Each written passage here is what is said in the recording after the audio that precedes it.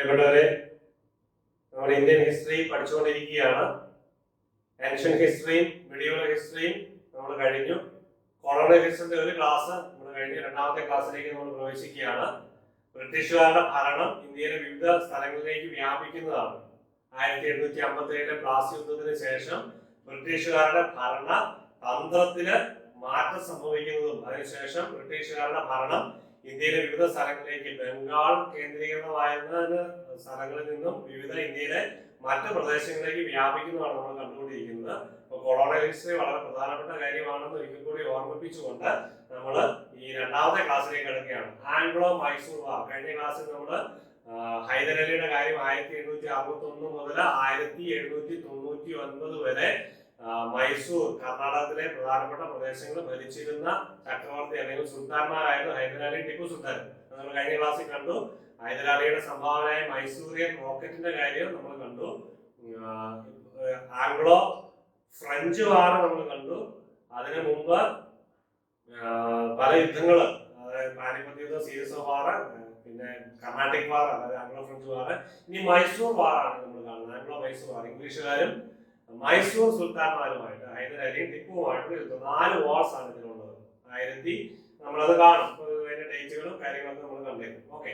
Then the Anglo-Mysore War were a series of wars fought over the last 3 decades of 18th century between Kingdom of Mysore and on the one hand and the British East India Company by the Madras presidency and Maratha. പറയുമ്പോൾ ഈ മൈസൂർ സുൽത്താൻമാരും മൈസൂർ കിങ്ഡവും ബ്രിട്ടീഷുകാരോടൊപ്പം സഞ്ചരിച്ച മറ്റുപേരുണ്ട്. Maratha conference, Nizam of Hyderabad, അവരൊക്കെ ബ്രിട്ടീഷുകാരുടെ മുമ്പിൽ പല കാര്യങ്ങളും കീഴടങ്ങിയിട്ട് ബ്രിട്ടീഷുകാരെ മൈസൂർ സുൽത്താനെതിരെ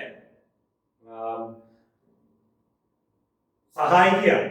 ഈ യുദ്ധത്തിന് മൈസൂർ വാറില് അവരുടെ കൂടെ സാന്നിധ്യം ബ്രിട്ടീഷുകാർക്ക് അനുകൂലമായി. Okay. Hyder Ali successor Tipu Sultan four war ആയിരുന്നു നമ്മൾ കണ്ടു. ആ കാര്യങ്ങൾ വെറുതെ ആവർത്തിക്കേണ്ട. ഹൈദരാലി, ടിപ്പു സുൽത്താൻ. ഫോർത്ത് വാറോടുകൂടി മൈസൂർ രാജ്യം പരാജയപ്പെടുകയാണ്. ബ്രിട്ടീഷുകാർ പൂർണ്ണമായിട്ട് കീഴടങ്ങുകയാണ്. അതിനുശേഷം ബ്രിട്ടീഷുകാർ അധീനതയിലാണ് മൈസൂർ രാജവംശം ബ്രിട്ടീഷുകാർക്ക് വേണ്ടി ഭരിച്ചു. അല്ലെ? ടിപ്പു സുൽത്താന്റെ മരണത്തിന് ശേഷം 1799 ശേഷം. ഓക്കെ. ഫസ്റ്റ് ആംഗ്ലോ മൈസൂർ വാർ 67-69. 1767-69 ഹൈദരാലി ആയിരുന്നു ഈ വാറിന് നേതൃത്വം കൊടുത്തത്. വാർ ended with the Treaty of Madras. Madras ട്രീറ്റിയോടുകൂടി ആദ്യത്തെ ആംഗ്ലോ മൈസൂർ വാർ 1767-69 കാലഘട്ടത്തിൽ. ഇനി സെക്കൻഡ് ആംഗ്ലോ മൈസൂർ വാർ 80-84. ഈ 82ലാണ് സെക്കൻഡ് ആംഗ്ലോ മൈസൂർ വാർ. 82ലാണ് ഹൈദരാലി കൊല്ലപ്പെടുന്നത്. കൊല്ലപ്പെടുകയല്ല, അദ്ദേഹത്തിന് ഒരു ക്യാൻസർ ഗ്രോത്ത് പുറകെ മുതുകിലെങ്ങാണ് ഉണ്ടായെന്ന് പറയുന്നു. അങ്ങനെ ക്യാൻസർ പിടിച്ച് മരിച്ചതെന്ന് പറയുന്നു. ഇനി അതാണോ ഇനി കൊല്ലപ്പെട്ടതാണോ എന്ന് നമുക്ക് അതിനെപ്പറ്റി ഡീറ്റെയിൽ ആയിട്ട് നിങ്ങൾ പഠിക്കാം. Anyway 1782 Hyderabad second Anglo Mysore വാറിന്റെ ഇടയിലാണ് ഹൈദരാലി കൊല്ലപ്പെട്ടത്. പിന്നെ ടിപ്പു സുൽത്താനാണ് അതിന് സക്സസർ ആയിട്ട് വരുന്നത്. Okay. The war ended on 11th March 1784 with the Treaty of Mangalore. ആദ്യത്തെ മൈസൂർ വാർ അവസാനിച്ചത് treaty of Madras, second treaty of Mangalore. Third war 1792 on 18th March 1792 Tipu Sultan Srirangapatna ഉടമ്പടി. ശ്രീരംഗപട്ടണം എന്നറിയാം. മൈസൂർ രാജ്യത്തിന്റെ കേന്ദ്രമായിരുന്നു ശ്രീരംഗപട്ടണം. Okay. Then the fourth Mysore War 1799. Tipu was killed. The death of Tipu. And for the reduction of Mysore territory, Britain took indirect control of Mysore. Mysore രാജ്യം ബ്രിട്ടീഷുകാരെ പിടിച്ചെടുക്കുകയാണെന്ന് സത്യം പറഞ്ഞു. ഇതാണ് മൈസൂർ രാജ്യം. ഇത് മാപ്പ് നോക്കുക, നിങ്ങൾ വിചാരിക്കുന്നത് പച്ച. ഇതാണ് മൈസൂർ രാജ്യം. നോക്കാം. മൈസൂർ രാജ്യം എന്നത് കേരളത്തിന്റെ ഒരു ഭാഗം കൂടെ ഉണ്ട്. നമ്മുടെ തലശ്ശേരിയുടെ ഭാഗം, തലശ്ശേരി കോട്ടയൊക്കെ ഇല്ലേ, അപ്പൊ മംഗലാപുരം ഒക്കെ അതിനകത്ത് ഉൾപ്പെടുന്നതാണ്. കേരളത്തിന്റെ നോർത്തേൺ പ്രദേശങ്ങളും കൂടെ ഈ മൈസൂർ രാജ്യത്തിന്റെ ഭാഗമായിരുന്നു ഒരു പരിധി വരുന്നത്. ഓക്കെ. അപ്പൊ ബാക്കിയൊക്കെ അതിനുള്ളിൽ വരുന്നതാണ് നോക്കുക. ബാക്കി അതിന്റെ താഴേക്ക് വരുമ്പോൾ ട്രാവൻകൂർ കിങ്ഡം ആണ്. അപ്പോൾ ഈ ടിപ്പു തന്റെ സാമ്രാജ്യം സ്ഥാപിച്ചു. അപ്പോൾ ടിപ്പുവിന്റെ പടയോട്ടം നിങ്ങൾ ഓർക്കുന്നുണ്ടാവും. ടിപ്പുവിന്റെ പടയോട്ടം നിങ്ങൾ കേട്ടിട്ടുണ്ട്, ചരിത്രത്തിൽ കേട്ടിട്ടുണ്ടാവും. നമ്മുടെ മലബാർ പ്രദേശങ്ങൾ മുഴുവൻ ടിപ്പു കീഴടക്കി പോവുക. ടിപ്പു കീഴടക്കി പോകുന്നു. അവിടെ ടിപ്പു പോകുന്ന കീഴടക്കം മാത്രമല്ല മതം സ്ഥാപിച്ചു പോവുകയാണെന്ന് ആക്ഷേപങ്ങളുണ്ട്. അപ്പൊ അതിനെപ്പറ്റി നിങ്ങൾ ഡീറ്റെയിൽ പഠിക്കുക. അതിനെപ്പറ്റി ഞാൻ പറയുന്നില്ല, ഹിസ്റ്ററി മാത്രമേ പറയുന്നുള്ളൂ. ഓക്കെ, ഇതാണ് തമിഴ്നാടിന്റെ ഒരു പ്രദേശമുണ്ട്, കർണാടക ഏകദേശം മുഴുവനുണ്ട്, ഗോവയുടെ ഇപ്പുറം ബാക്കി കേരളത്തിന്റെ നോർത്തേൺ പ്രദേശങ്ങളും ഉൾപ്പെടുന്നുണ്ട്. കോഴിക്കോട്, മലപ്പുറം, കണ്ണൂര്, വയനാട്, കാസർഗോഡ് ഒക്കെ ഈ മൈസൂരിന്റെ ഭാഗമായിട്ട് ടിപ്പുവിന്റെ കാലത്ത് മൈസൂരൻ കിങ്ഡം ആയിരുന്നു. Okay, French east India company നമ്മൾ ഇത് പണ്ടത്തെ ക്ലാസ്സിൽ ഓർക്കുന്നുണ്ടാവും. ഫ്രഞ്ച് ഈസ്റ്റ് ഇന്ത്യ കമ്പനി നമ്മൾ പഠിച്ചിട്ടുണ്ട്. എന്നാൽ അത് നിങ്ങളുടെ മറവി സർവ്വസാധാരണമാണല്ലോ. അതുകൊണ്ട് മറന്നുപോയവർക്ക് വേണ്ടി നമ്മൾ പ്രധാനപ്പെട്ട പോയിന്റുകൾ മാത്രം ഒന്നുകൂടെ ഓർപ്പിക്കുകയാണ്. കാരണം കൊളോണിയലിസ്റ്റ് പറയുമ്പോൾ ഫ്രഞ്ചിന്റെ ഒരു ചെറിയ കാര്യങ്ങൾ പറയാതിരിക്കുന്നു മോശമല്ലെന്ന് ഓർത്തോണ്ട് നിങ്ങൾ പറയുന്നത് കേട്ടോ. നിങ്ങൾ ഓർത്തിരിക്കുന്നതെന്ന് എനിക്കറിയാം. French east India company, French east India company was A commercial enterprise. Commercial enterprise ആയിരുന്നു ഇതെല്ലാം, കമ്പനി ആയിരുന്നു. എല്ലാം കമ്പനിയായിട്ടാണ്. കാരണം കൊമേഴ്സ് ആയിരുന്നു അവരുടെ ഭാഗം, വാണിജ്യമായിരുന്നു, ബിസിനസ് ആയിരുന്നു അവരുടെ ലക്ഷ്യം. Okay, 1664 okay 1664 to compete with ഇംഗ്ലീഷുകാർക്ക്, അതോടൊപ്പം തന്നെ ഡച്ചുകാർ, ഡാനിഷുകാർ ഉണ്ടായിരുന്നു. Then planned by Jean Baptiste Colbert, അതായത് French politician who served as a minister of finances of France from 1665 to 1683. അദ്ദേഹത്തിന്റെ ഒരു തന്ത്രമായിരുന്നു, അദ്ദേഹത്തിന്റെ ഒരു പ്ലാൻ ആയിരുന്നു ഈ French east India company, French company. Okay, it was chartered by King Louis 14 for the purpose of trading in eastern ഹെമിസ്ഫിയറിൽ trade നടത്തുന്നതിന് വേണ്ടി king Louis 14 അദ്ദേഹത്തിന്റെ ജീൻ ബാപ്റ്റിസ്റ്റ് കോൾബർട്ട് എന്ന ഫ്രഞ്ച് ഫൈനാൻസ് മിനിസ്റ്ററുടെ തന്ത്രപരമായി. It resulted from the fusion of മൂന്ന് കമ്പനികൾ fuse ചെയ്യും, മൂന്ന് കമ്പനികൾ ലയിച്ചിട്ടാണ് ഈ ഫ്രഞ്ച് ഈസ്റ്റ് ഇന്ത്യ കമ്പനി സ്ഥാപിക്കുന്നത്. ഏതൊക്കെയായിരുന്നു? 60 കമ്പാനിയ ദെ ചീനെ, ചൈനയിലായിരിക്കും കമ്പനി. അത് കമ്പാനിയ ഓറിയന്റ് കിഴക്ക്, കമ്പനി ദെ മഡഗാസ്കർ. ഈ മൂന്ന് കമ്പനികളും കൂടെ ലയിച്ചിട്ടാണ് ഫ്രഞ്ച് ഈസ്റ്റ് ഇന്ത്യ കമ്പനി 1664 വരുന്നത്. Louis 14, king Louis 14. Then 1769 French east India company dissolved. 664 മുതൽ 769 വരെ ആയിരുന്നു. ഏതാണ്ട് 105 കൊല്ലക്കാലമേ ഉള്ളൂ ഈ 69 ഡിസോൾവ് ചെയ്യാൻ. അദ്ദേഹം നാമാവശേഷമാണ്. ബാറ്റിൽ ഫോർ സുപ്രീം എന്ന് പറഞ്ഞാൽ ആംഗ്ലോ ഫ്രഞ്ച് വാറോട് ഒരു 3 വാറ് കഴിഞ്ഞപ്പോഴേക്കും ഫ്രഞ്ചുകാരുടെ പത്തി മടക്കി, സട കൊഴിഞ്ഞു എന്ന് വേണമെങ്കിൽ പറയാം. 1861 French east India company dissolve ചെയ്യപ്പെടുന്നു. A series of military conflict between France and Britain, അതാണ് കാരണമായിട്ടുള്ളത്. Okay, Price victory in the Battle of Plassey in 1757, which brought a state of Bengal under British control. Chander Nagar എന്ന് പറയുന്ന French colony ആയിരുന്നു, Britain ബംഗാളിന്റെ അടുത്തായിരുന്നു. പക്ഷെ ഈ 1857 ക്ലൈവ് ബംഗാൾ കീഴടക്കിയോടുകൂടി ആ ഒരു പ്രദേശം അവരുടെ കയ്യിൽ നിന്ന് പോയി. അവരുടെ ഫ്രഞ്ച് സ്വാധീനം നഷ്ടപ്പെടുകയാണ്. ബ്രിട്ടീഷ് കൺട്രോളിന്റെ കൂടുതൽ ബ്രിട്ടീഷ് കൺട്രോൾ വരികയാണ്. Lacking the both authority and ക്യാപിറ്റലും ഇല്ല, പവറും ഇല്ല. ഡൂപ്ലക്സ് 54 തിരിച്ചുപോയി. 42 തോന്നുന്നു, ക്ലിയർ ആണെന്ന് ഓർക്കുന്നില്ല. 1842 ഡൂപ്ലക്സ്, ജോസഫ് ഡൂപ്ലക്സിനെ ഫ്രഞ്ച് ഗവർണറായിട്ട് അപ്പോയിന്റ് ചെയ്യുന്നത്. 54 അദ്ദേഹം തിരിച്ചു പോവുകയാണ്. For which he had so vigorously labored and died penniless.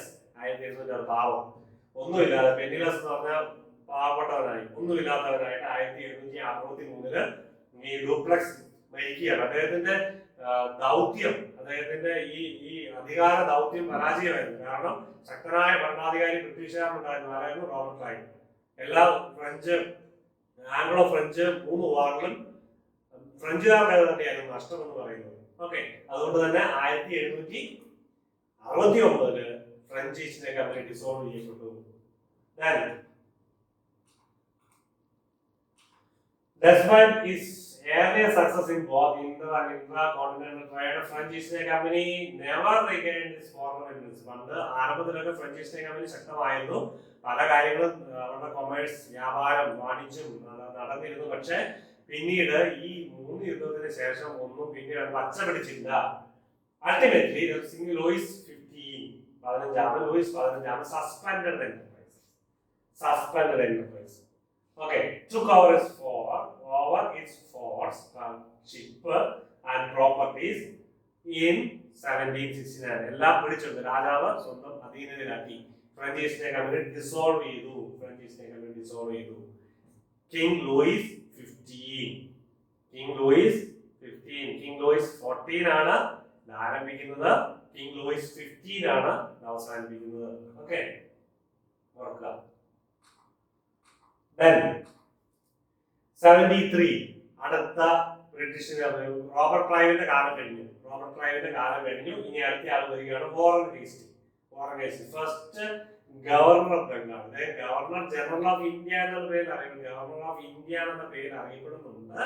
പക്ഷെ അങ്ങനെ അത് പേര് 1833 English east India company act എന്ന് പറഞ്ഞ charter act of 1833 first governor general of India എന്നുള്ള നാമം വരുന്നത്. പക്ഷെ വാറൻ ഹേസ്റ്റിംഗ് ആദ്യത്തെ ഗവർണർ. പക്ഷെ നിങ്ങൾ ശ്രദ്ധിക്കുക, ഗവർണർ ഓഫ് ബംഗാൾ എന്ന പേരിലാണ്. ഈസ്റ്റ് ഇന്ത്യ കമ്പനി അതിന്റെ ഗവർണർ ഓഫ് ഇന്ത്യ എന്ന പേര് വിളിച്ചു.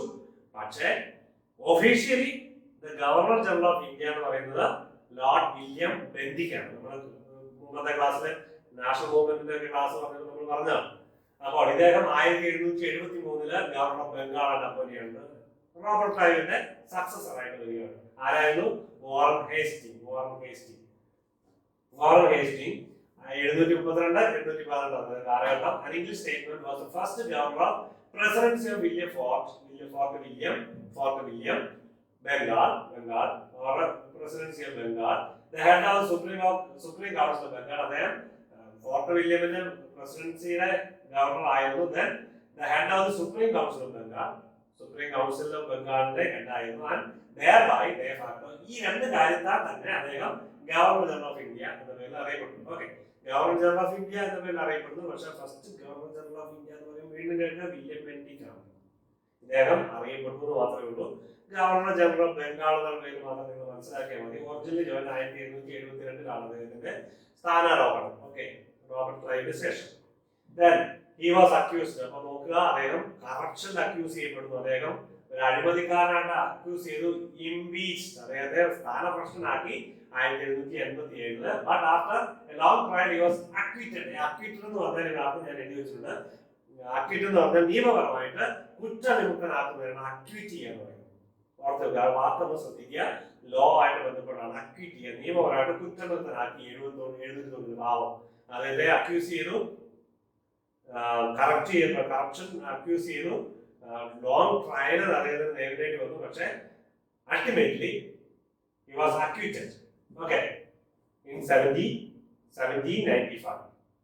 In office, de facto എന്നുള്ള അർത്ഥം നിങ്ങൾ നോക്കുക. നേരത്തെ പറഞ്ഞു, de facto എന്ന് പറഞ്ഞാൽ existing or holding a specified position in fact but not necessarily by legal right. Okay, അദ്ദേഹത്തിന്റെ ഓഫീസ് 72 മുതൽ 85 വരെയുള്ള കാലഘട്ടമാണ്. പക്ഷെ 73 അദ്ദേഹം ഔദ്യോഗികമായിട്ട് governor of Bengal, governor of India. Okay, William ബെന്റിക്കാണ് first governor general of India. ഇനി 73 റെഗുലേറ്റിംഗ് ആക്ട് 1757 ഒരു ബ്രിട്ടീഷ് ഈസ്റ്റ് ഇന്ത്യ കമ്പനി നിയമം വന്നു. അതിനുശേഷം 1773 regulating act of 1773 was an act of Parliament of Great Britain intended to manage East India Company's role in India. East India കമ്പനിയുടെ role manage ചെയ്യുന്നതിന് വേണ്ടി 1773 നിയമം regulating act introduced by Frederick North, Lord North, on 18th May 1773. Then the act did not prove to be long-term solution for the solution to concerns over the company's affairs. Peace in the Act. തൊട്ട് പറയുന്നു 1773 act അത് പ്രധാനമായിട്ടുള്ള കാര്യങ്ങൾ സാധിക്കാതെ വന്നതുകൊണ്ട് 1784 വെറും 11 വർഷത്തിന് ശേഷം അടുത്ത ആക്ട് നിലവിൽ വരികയാണ്. ആർട്ടിക്കിൾ 4 1784 അടുത്ത നിയമം വന്നു. അതെല്ലാം ബ്രിട്ടീഷ് ഈസ്റ്റ് ഇന്ത്യ കമ്പനിയെ നിയന്ത്രിക്കുക, പിന്നെ ഇന്ത്യയിലെ ബ്രിട്ടീഷ് ആധിപത്യം വർദ്ധിപ്പിക്കുക, എക്സ്പാൻഡ് ചെയ്യുക, ബ്രിട്ടീഷ് എക്സ്പാൻഷൻ, എക്സ്റ്റെൻഡ് ചെയ്യുക, ബംഗാളിൽ നിന്നും മറ്റു സ്ഥലങ്ങളിലേക്ക്, മദ്രാസ് ബോംബെ പ്രസിഡൻസിയിലേക്ക്, അല്ലെങ്കിൽ അങ്ങനെയുള്ള വർധനവ്, എക്സ്പാൻഡ് ചെയ്യുക, ബ്രിട്ടീഷ് ആധിപത്യം എക്സ്പാൻഡ് ചെയ്യാണ് ഈ നിയമത്തിന്റെ ആവശ്യകത. Pitt's in the act of 1784. Okay. Then 1774 Warren Hastings appointed the first governor of India by East India Company. അതായത് ഫസ്റ്റ് ഗവർണർ ഓഫ് ഇന്ത്യ ആയിട്ട് അപ്പോയിന്റ് ചെയ്തു. പക്ഷേ first governor general Warren Hasting അല്ല. ആരാണ്? William Bentinck. വില്യം ബെന്റിക് ഞാൻ ആവർത്തിക്കുന്നതുകൊണ്ടാണ് ചെറിയ confusion ഉണ്ടാകുന്നതിന് കുഴപ്പമൊന്നുമില്ല. Then Calcutta made administrative headquarters of the company. എന്നാൽ കൽക്കട്ട അഡ്മിനിസ്ട്രേറ്റീവ് ഹെഡ്ക്വാർട്ടേഴ്സ് ആയിട്ട് തലസ്ഥാനമായിട്ട് മാറ്റപ്പെട്ടു. 74 he was appointed the first governor general of Bengal. പിന്നെ കൺഫ്യൂഷൻ വരുന്നു. ഗവർണർ നിങ്ങൾ ഇത്ര മനസ്സിലാക്കിയാൽ മതി. Governor general of Bengal Robert Clive, ഇദ്ദേഹം Warren Hasting governor general of Bengal, ബംഗാളിന്റെ ഭരണാധികാരിയായിരുന്നു. കാരണം ബംഗാൾ ആയിരുന്നു ബ്രിട്ടന്റെ കേന്ദ്രമായിട്ട്, അല്ലെങ്കിൽ ഈസ്റ്റ് ഇന്ത്യ കമ്പനിയുടെ കേന്ദ്രമായിട്ട് പ്രവർത്തിച്ചത്. അപ്പോൾ ഈസ്റ്റ് ഇന്ത്യ കമ്പനിയുടെ കേന്ദ്രത്തിൽ നിന്ന് ഭരിക്കുന്ന ആളെന്നുള്ള രീതിയിൽ he was also the first governor of India അങ്ങനെ അറിയപ്പെട്ടിരുന്നു. കാരണം ഈസ്റ്റ് ഇന്ത്യ കമ്പനി അദ്ദേഹത്തെ ഗവർണർ ഓഫ് ഇന്ത്യ ആയിട്ട് അപ്പോയിന്റ് ചെയ്തു. ഗവർണർ ജനറൽ ഓഫ് ഇന്ത്യ എന്നാണ് മറ്റത് അറിയപ്പെടുന്നത്. ഓക്കെ, ആരാണ്? William Bentinck. സംശയം ഉണ്ടാകാതിരിക്കാൻ വേണ്ടിയാണ് ഇടയ്ക്കിടയ്ക്ക് ആവർത്തിക്കുന്നത്. The post was new. ഈ post പുതിയതായിരുന്നു. British mechanism to administer the territory were not fully developed. Then the first governor general in India of Bengal was Warren Hastings. ഇങ്ങനെ ബംഗാളാണ് ബ്രാക്കറ്റില്, ബംഗാളാണ് ഓർക്കുക. ദെൻ പിന്നെ കൺഫ്യൂഷൻ ഉണ്ടായിരിക്കാൻ വേണ്ടി ഞാൻ വീണ്ടും ഒന്നോടെ ക്ലിയർ ആയെന്ന് വേണ്ടി വായിച്ചു.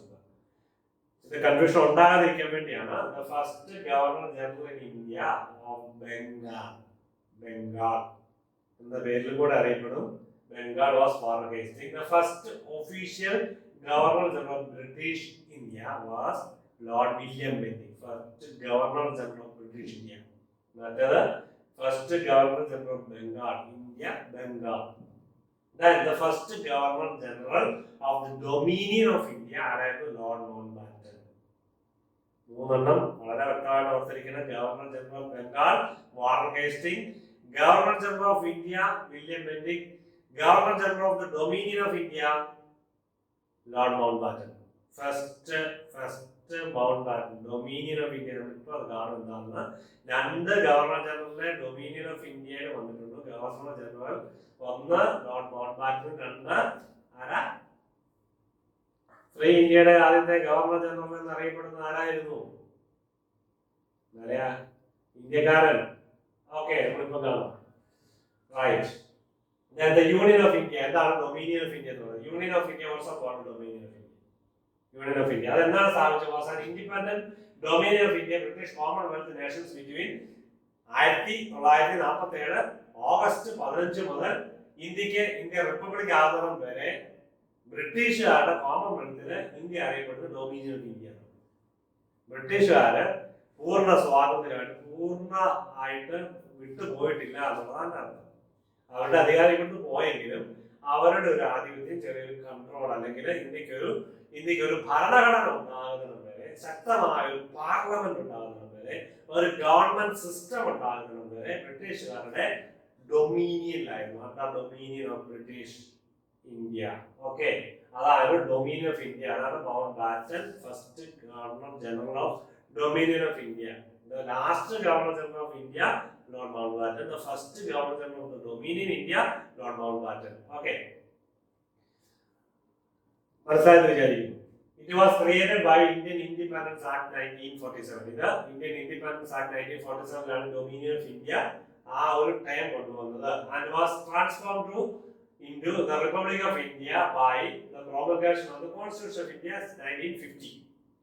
ഇന്ത്യക്ക് ഒരു ഭരണഘടന ഉണ്ടാകുന്നത് വരെ, ഇന്ത്യക്ക് ഒരു സംവിധാനം ഉണ്ടാകുന്നത്, ഭരണ സംവിധാനം, പാർലമെന്റ് ഉണ്ടാകുന്നത് വരെ ഈ ബ്രിട്ടീഷുകാരുടെ ആധിപത്യം ഉണ്ടായിരുന്നു. ചിന്തിക്കാൻ മാത്രം ചെയ്യാം. മൗണ്ട് ബാറ്റൻ ആണ് ആദ്യത്തെ governor general of the dominion of India. Second ആണ് രാജഗോപാലാചാരി, സി രാജഗോപാലാചാരി, ചക്രവർത്തി രാജഗോപാലാചാരി എന്നുപോലായിരുന്നു മൗണ്ട് ബാറ്റൻ. 1947 ഓഗസ്റ്റ് 5 മുതൽ 1948 ജൂൺ 21 വരെ.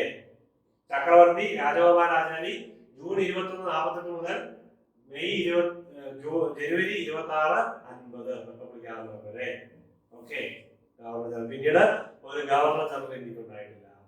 ഗവർണർമാരെ കേരള സ്റ്റേറ്റുകളിലുണ്ട് കേട്ടോ, അത് ഇതുമായിട്ട് ബന്ധമൊന്നുമില്ല. ഗവർണർ ജനറൽ ഓഫ് ഇന്ത്യ ഇല്ല. പിന്നെ ഇന്ത്യക്ക് the parliament, Rajya Sabha, Lok Sabha, the president of India and the prime minister of India, government ഇന്ത്യക്ക് ഉണ്ടായി. സ്റ്റേറ്റ് ലെജിസ്ലേച്ചേഴ്സ് ഉണ്ടായി. നിങ്ങൾ സ്റ്റേറ്റ്സ് ഓഫ് ഇന്ത്യ നമ്മൾ പഠിച്ചത്. Then 75 to 85 first ആംഗ്ലോ-മറാത്ത war. First ആംഗ്ലോ-മറാത്ത വാർ, മറാത്തയും ഇംഗ്ലീഷുകാരും തമ്മിൽ. The treaty was Salbai. Salbai ends the war. The first Anglo-Maratha war, 75 മുതൽ 82 വരെ, was the first 3 Anglo-Maratha wars, not between English East India Company and Maratha Empire in India. 3 Anglo-Maratha war ഉണ്ടായിരുന്നു. പല വാറുകളുണ്ട്, മറന്നുപോയത് മിക്കവാറും 3 വാറുകളാണ്, പക്ഷെ 3 വാറുകളാണ്. പക്ഷെ ആംഗ്ലോ-മൈസൂർ വാർ 4 ആണ്. ഇവിടെ മൈസൂർ അല്ലെങ്കിൽ മറാത്ത വാർ 3 ആണ്. 775 മുതൽ 82 വരെ ഒന്നാമത്തെ മറാത്ത വാർ, ആംഗ്ലോ-മറാത്ത. റിസൾട്ട് മറാത്ത വിക്ടറി, ബ്രിട്ടീഷുകാർ പരാജയപ്പെടുന്നു. The war began with the Treaty of Surat and ended in Treaty of Salbai. സൽബായിൽ ആ മറാത്ത ആംഗ്ലോ വാർ അവസാനിച്ചു. Then 1780 ബർത്ത് ഓഫ്, ഇത് പ്രധാനപ്പെട്ട ഒരു വ്യക്തിയാണ്, രഞ്ജിത് സിംഗ്, മഹാരാജ രഞ്ജിത് സിംഗ്. അതേപറ്റി നമുക്കൊന്ന് കേൾക്കാം. മഹാരാജ രഞ്ജിത് സിംഗ് ആരായിരുന്നു? 1780 ജനിക്കുന്നു. Was the founder of Sikh empire. Sikh എംപയറിന്റെ ഫൗണ്ടർ ആയിരുന്നു മഹാരാജ രഞ്ജിത് സിംഗ്. 1780 ജനിക്കുന്നു. Which came to power in northwest of India. 19ാം നൂറ്റാണ്ടിന്റെ early half, ആദ്യത്തെ 19ാം നൂറ്റാണ്ടിന്റെ ആരംഭം 1800 ആദ്യത്തെ ഭാഗത്ത് സിഖ് എംപയർ സ്ഥാപിക്കുന്നതാണ് മഹാരാജ രഞ്ജിത് സിംഗ്. ഈ സർവൈവ്ഡ് സ്മോൾ പോക്സ്, അദ്ദേഹത്തിന് സ്മോൾ പോക്സ് ഉണ്ടായിരുന്നു. സ്മോൾ പോക്സ് ചിക്കൻ പോക്സ് ചേർന്ന്, അതുകൊണ്ട് അദ്ദേഹത്തിന് ഒരു കണ്ണ് നഷ്ടപ്പെട്ടു. ചെറുപ്പത്തിൽ തന്നെ അദ്ദേഹത്തിന്റെ ഇടത് കണ്ണ് നഷ്ടപ്പെട്ടു. ഒറ്റ കണ്ണനായിട്ടാണ് അദ്ദേഹം അപ്പന്റെ കൂടെ ആദ്യത്തെ വാർ 10 വയസ്സിൽ അപ്പന്റെ ഒപ്പം യുദ്ധം ചെയ്തു. ഒറ്റ കണ്ണനായി അദ്ദേഹം 21ാമത്തെ വയസ്സിൽ അപ്പം മരിക്കുമ്പോൾ he fought several wars to expel Afghan in the East Indies. Punjab പ്രദേശമാണ് സിഖ്, നോർത്തേൺ പ്രദേശമാണ്. അഫ്ഗാനെ തുരത്തുന്നതിന് വേണ്ടി അദ്ദേഹം ശക്തമായിട്ട് അവിടെ ഭരണം നടത്തി, യുദ്ധം ചെയ്തു. ചെറുപ്പത്തിൽ യുവാവായിരിക്കും, ടീനേജ് ആയിരിക്കുമ്പോൾ, 10 വയസ്സായി കുട്ടിയായിരിക്കുമ്പോൾ ഈ Ranjit Singh, founder of Sikh empire, അദ്ദേഹം യുദ്ധം ചെയ്തു. 21ാമത്തെ വയസ്സിൽ മഹാരാജ ഓഫ് പഞ്ചാബ് എന്ന പേര് സ്വീകരിക്കുന്നു. മഹാരാജ ഓഫ് പഞ്ചാബായി മാറുകയാണ്. His empire grew in Punjab region under his leadership through 1839. അദ്ദേഹത്തിന്റെ സാമ്രാജ്യം സിഖ് എംപയർ അദ്ദേഹത്തിന്റെ നേതൃത്വത്തിൽ വ്യാപിക്കുകയാണ്. 1780 James August Hickey starts a weekly paper called Bengal Gazette. James August Hicky ഒരു പേപ്പർ സ്ഥാപിക്കുന്നു, Bengal gazette, also called Calcutta general advisor. 1780. എന്തായിരുന്നു അതിന്റെ പ്രത്യേകത? Hicky's gazette, Bengal gazette, gazette എന്ന പേരിൽ അറിയപ്പെടുന്നത്. കൽക്കട്ട ജനറൽ അഡ്വൈസർ അങ്ങനെ പേരുണ്ട്. Was the first English language newspaper. Hicky's Bengal gazette. The first printed newspaper to be published in Indian subcontinent. ഇന്ത്യയിലെ ആദ്യത്തെ പ്രിന്റ് ചെയ്യപ്പെട്ട newspaper, English language newspaper എന്ന പേര് ഖ്യാതി ഈ Hicky's Bengal gazette James August Hicky ആരംഭിച്ച പത്രത്തിനുണ്ട്. The newspaper soon became very famous not only among British soldiers post in India. British soldiers മാത്രം ഇന്ത്യയിൽ പോസ്റ്റ് ചെയ്യപ്പെട്ട ബ്രിട്ടീഷ് സോൾജേഴ്സിനിടയിൽ മാത്രമല്ല, at that time, but also inspired Indians to write newspapers of their own. Indiansinu inspiration കിട്ടി ഈ പത്രം. It was a weekly newspaper. ആഴ്ചപ്പതിപ്പായിരുന്നു. It was founded in Calcutta. കൽക്കട്ടയിലാണ്, അന്നത്തെ ബ്രിട്ടീഷുകാരുടെ capital കൽക്കട്ടയിലാണ് അത് സ്ഥാപിച്ചത്. The paper ceased publication 1782. അധികകാലം നീണ്ടു നിന്നില്ല. 1780 മുതൽ 1782 വരെ 2 കൊല്ലക്കാലമേ ശരിക്ക് ആദ്യത്തെ ന്യൂസ് പേപ്പർ നിലനിന്നുള്ളൂ. പക്ഷേ ആ ന്യൂസ് പേപ്പറിന് അങ്ങനെ ഒരു ഖ്യാതിയുണ്ട്. First English language newspaper Okay, first printed newspaper in India. എന്നൊക്കെയുള്ള പേര് ഇക്കീസ് Bengal ഗസറ്റിലുണ്ട്. Okay, the second Anglo-Mysore War, 1780 to 84. The second Anglo-Mysore War was a conflict between ആരൊക്കെയാണ് നമുക്ക് നേരത്തെ കണ്ടതാണ്, ആവർത്തിക്കുന്നില്ല. Hyder Ali, who had suffered from cancerous growth on his back, died in his camp on 6th December 1782. 1782 December 6-ാം തീയതി അദ്ദേഹം cancer പിടിച്ച് ഹൈദർ അലി മരിക്കുകയാണ്. സെക്കൻഡ് മൈസൂർ വാറിനിടയിൽ. Right, then Tipu was succeeded. Tipu, Hyder Ali, English defeat Hyder Ali. Hyder അലിയെ പരാജയപ്പെടുന്നു. ടിപ്പു സുൽത്താൻ സക്സീഡ്സ് ഹൈദർ അലി. ടിപ്പു സുൽത്താൻ ഹൈദർ അലിയുടെ സക്സസർ ആണ്. Son and successor of Hyder Ali, Tipu Sultan. The Treaty of Mangalore was signed. നമ്മൾ നേരത്തെ കണ്ടു Treaty of Mangalore. Tipu Sultan. മൂന്നാമത്തേനാണ് Srirangapatna. ഒന്നാമത്തെ treaty of Madras, second Mangalore, third treaty of Srirangapatna. മൂന്നാമത്തെ ട്രീറ്റി വേണ്ടി വന്നില്ല, ടിപ്പു മരിച്ചു. ബ്രിട്ടീഷ് ഈസ്റ്റ് ഇന്ത്യ കമ്പനിയാണ്. Okay, 1784 March 11 treaty of Mangalore. It was signed in Mangalore and brought an end to second Anglo-Mysore War. Okay. Then the second Anglo-Mysore War നോക്കുക. മൈസൂർ ആ picture ഒന്നോടെ നോക്കി നമ്മൾ ഈ ക്ലാസ് ഇപ്പോൾ തന്നെ അവസാനിപ്പിക്കുന്നതാണ്. Pitt's India act passed. 1784 Pitt's India act. നമ്മൾ നേരത്തെ കണ്ടു, പിറ്റ്സ് ഇന്ത്യ ആക്ടിനെ പറ്റി നേരത്തെ ഒന്ന് കണ്ടിരുന്നു. ഒരിക്കൽ കൂടി ആവർത്തിക്കുകയാണ്. The East India Company Act of was an act of Parliament of Great Britain intended to address shortcoming of regulating act of. Okay, നമ്മളിത് കണ്ടതാണ് അല്ലേ? ഓക്കെ, ഇത് ശ്രദ്ധിക്കുക. ആരായിരുന്നു പിറ്റ്സ് ഇന്ത്യയുടെ ഈ പേജ് നമ്മൾ കണ്ടായിരുന്നു. റെഗുലേറ്റിംഗ് ആക്ട് ഇതിനു വേണ്ടിയായിരുന്നു Pitt's India act. Then William Pitt the younger named the British Prime Minister. അദ്ദേഹത്തിന്റെ പേരിലായിരുന്നു ഈ പിറ്റ്സ് ഇന്ത്യ ആക്ട് അറിയപ്പെടുന്നത്. ഏത് വർഷമായിരുന്നു? 1784. William Pitt the Younger. The act provided for the appointment of a board of control and provided a joint government of British India. British East India Company regulate ചെയ്യാമെന്ന് വിചാരിക്കണം. അവിടെ ഒരു appointment board appoint ചെയ്യുന്നു, joint government appoint ചെയ്യുന്നു. ഒരു joint ഗവൺമെന്റിന്റെ നേതൃത്വത്തിൽ നിയന്ത്രണം കൊണ്ടുവരുന്നു. By the company and crown with the government holding of ultimate authority.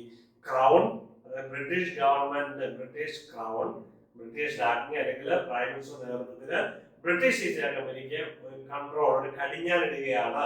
ഒരു ബോർഡിനെ അപ്പോയിന്റ് ചെയ്തും ഒരു ജോയിന്റ് ഗവൺമെന്റ് സിസ്റ്റം കൊണ്ടുവന്നിട്ടും ഈ പിറ്റ്സ് ഇന്ത്യ ആക്ട് 1784 ഓക്കെ. അതോടെ നമ്മൾ ഈ ക്ലാസ് അവസാനിപ്പിക്കുന്ന 2 ക്ലാസ് ആയി. കൊളോണിയൽ ഇന്ത്യയുടെ 2 ക്ലാസ് അവസാനിച്ച. അടുത്ത ക്ലാസ് ഇനിയും തുടർച്ചയായിട്ടുണ്ട്, കുറച്ച് ക്ലാസ്സുകളുണ്ട്.